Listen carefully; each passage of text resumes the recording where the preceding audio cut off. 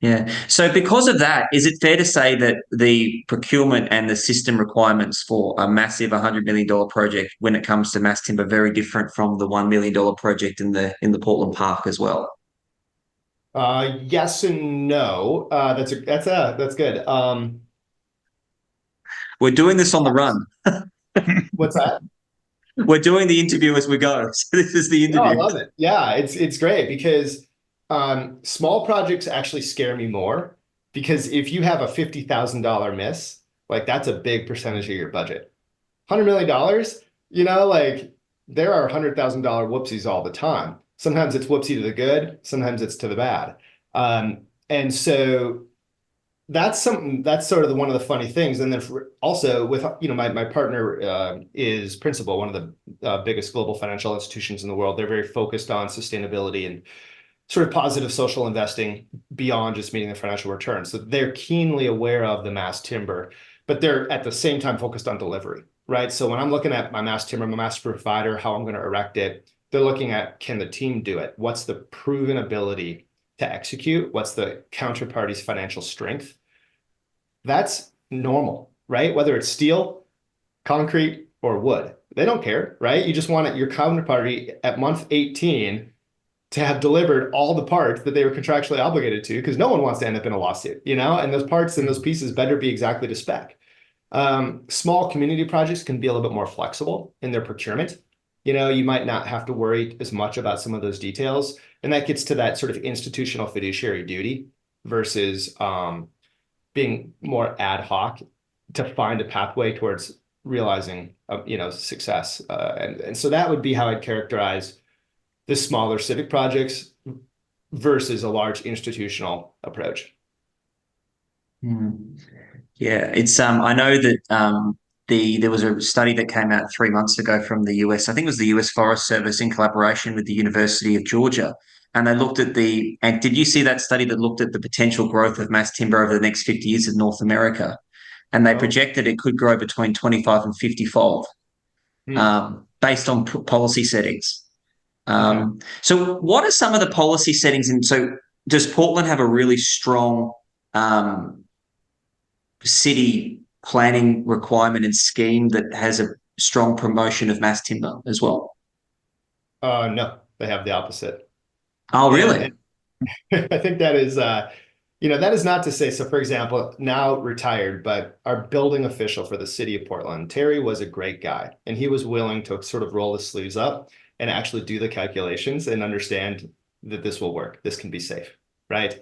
So we did have he and a few other key administrative, city staff or state level, but in truth, I don't think that much credit goes to the civic ecosystem, like policy or regulations. I really don't think that was a key part. It was much more on the demand side.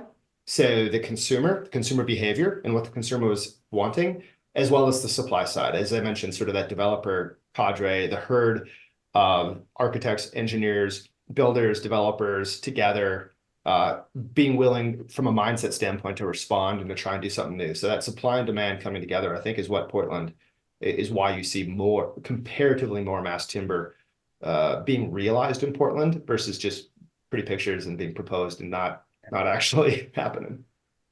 I read an interesting report that looked at the take up and adoption of mass timber in Portland compared to Seattle. And it's quite interesting that Seattle is so much further down the train compared to Portland when it comes to mass timber as well. That's why I wondered if it was to do with the city, for example. Well, I don't know. I have actually developed some developing experience on the larger side in Seattle and in state of Washington. Part of it is we're so nascent in this that it could just be happenstance.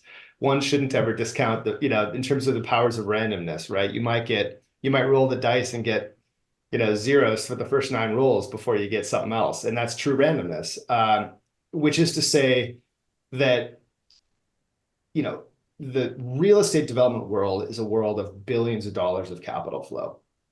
And that's part of the mindset that I would try and bring to our conversation from a scaling up the sort of sensibility standpoint, because all we're looking to do is divert a percentage of that development flow globally and in the right cities where the right industries exist and the sort of labor markets are working.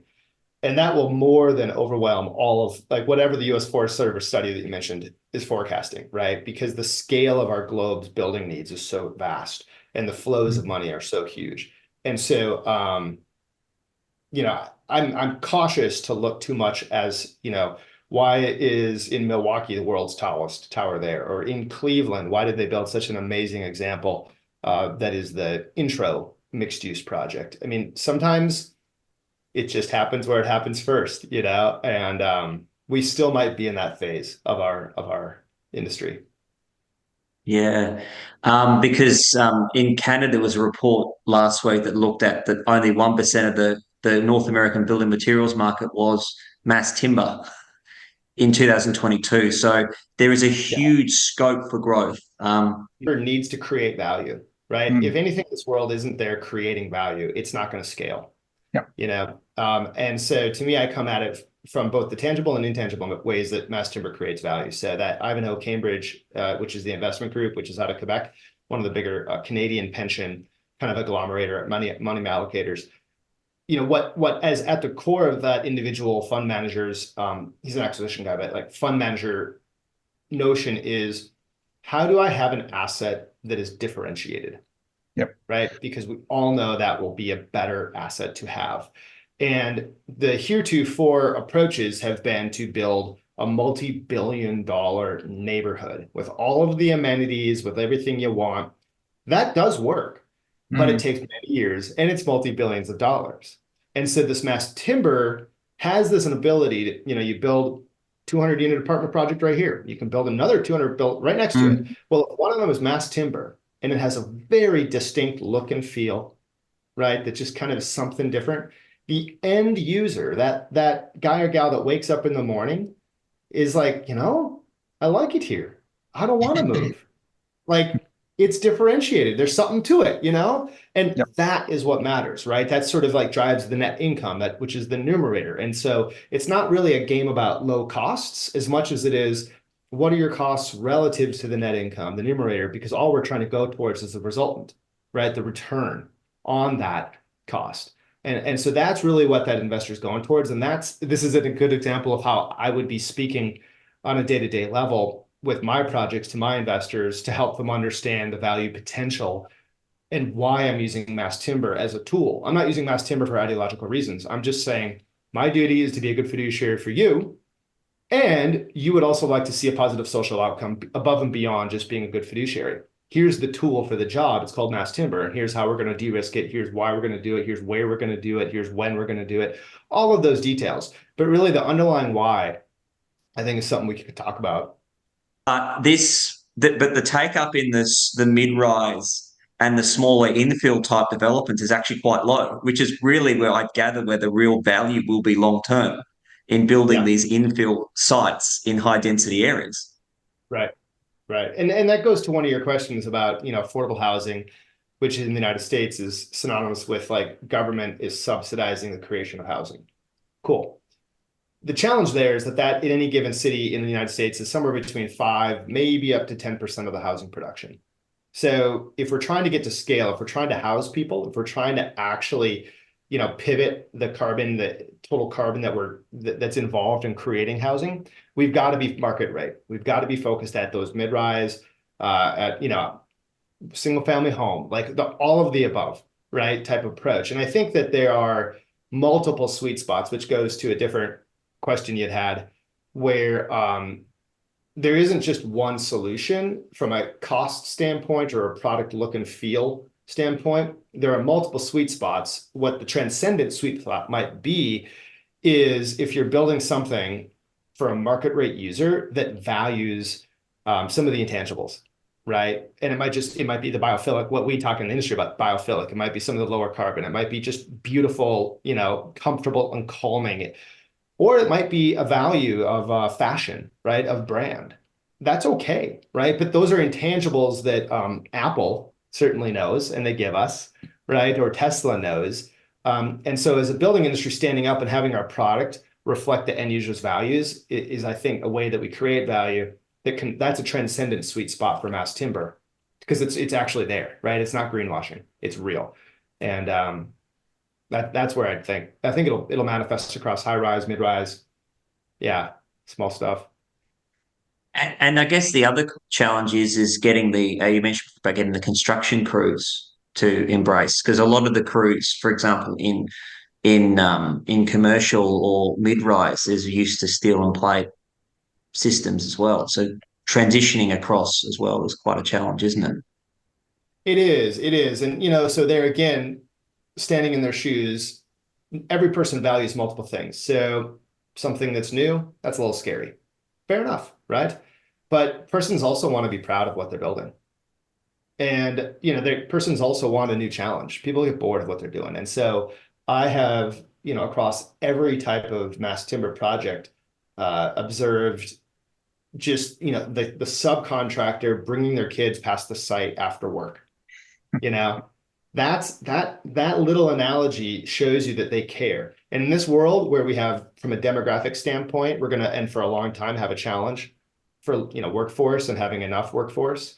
It's not just that it's more efficient, like fewer humans relative to building more housing or something. It's that they're proud of doing it and they will opt in and to do a better job. Or they might do it for a couple percent cheaper, right? Those little things do sort of add up. They're tough to measure. We're in too early days, but I know that pride is there. And so I speak to the contractor and or the subcontractor side from a place of pride and principles versus, but I don't reject that it's more difficult. I own that, and I talk about, contracting the details. How could we de-risk it for them? Could I fly them somewhere? Could I spend extra time? So it almost just shows them that I respect that I'm asking them to do something, 2.0, not just continue with the 1.0 version of how we build. That's sort of the dual approach that I take on the construction contractor side. And it doesn't always work, but sometimes it does. But as long as it works sometimes. That's right. Right. Sometimes it's not your batting average, it's just how many times you take a cut. And I guess, sorry to take so much of your time, Noel, but I guess that's another challenge that we should get across to this conference as well, Andrew, is the fact that you are going to make mistakes through this process. And Yeah. the first mistake you make doesn't mean that it's completely going to not work. Is that correct? Amen. Yeah. Being and like forgiving your team, right? Like I have this in one of the talks I give, it's sort of this femme silhouette of a femme fatale, with the gun holding up to the back of the quintessential architect, and she's saying, now collaborate. And you gotta have empathy. You gotta forgive your A&E team when they come to you next week and they're like, that approach, it was totally wrong.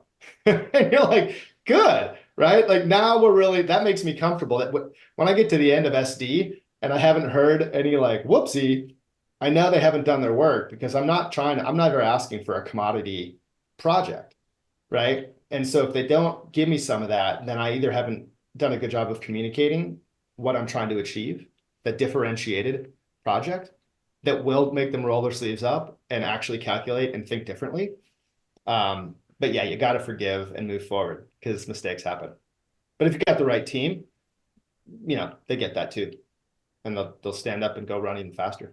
I was going to say, because it's also cleaner, right, as well. The sites are cleaner as well when it's a mass timber site compared to a conventional site as well, typically. It can be, yeah, safer, quieter, quicker during some of the loud and nasty phases of structure erection. For me, though, picking up Andrew on what you just said, one of the things that I'm excited to see from a maturation of our industry standpoint is going away from what I'd call specialty installers towards just a capable general contractor or a capable, for us, wood framing sub, just broadening their skill sets, right? Or a Mhm. steel erection group broadening their skill sets. Yep. Because I Yep. think sometimes we make it or we present it to be more difficult than it is. And so if I'm walking around the Mass Timber Conference in that big expo hall, I'm like, so what do you actually do? Right. And the chain from like cutting the tree down to being in your building is actually not as hard as sometimes we want to present it to be. And so I do try to, in that way, encourage if you put the right team together with the right mindset, they probably can do it. You don't need to pay a premium for some expert, because what I see when that's happening is they price themselves out of the project and then they go back to steel or concrete.